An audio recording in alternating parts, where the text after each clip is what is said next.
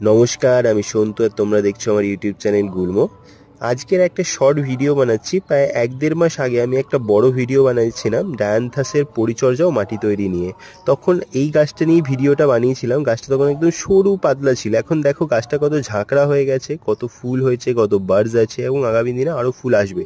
সেই সময় আমি আরও কিন্তু গাছ লাগিয়েছিলাম, যেমন এই একটা গাছ লাগিয়েছিলাম, এই একটা লাগিয়েছিলাম, যার মধ্যে এই দুটোর বৃদ্ধি খুব ভালো। আমি ওই ভিডিওতে অলরেডি এই গাছের মাটি তৈরি পরিচর্যা নিয়ে বলেছি, তবু একটু জিনিস অ্যাড করতে চাইবো। যেহেতু এই গাছ অ্যালকালাইন সয়েল ভালোবাসে, সেই ভিডিওতেও আমি বলেছিলাম, তাই এই গাছের মাটিতে মাসে একবার অন্তত টবের সাইজ অনুযায়ী 1/2 টিস্পুন থেকে 1 টিস্পুন ডিমের খোসার গুঁড়ো দিয়ে এটা গাছকে ক্যালসিয়াম দেওয়ার সাথে সাথে মাটিকে ধীরে ধীরে অ্যালকালাইন করবে।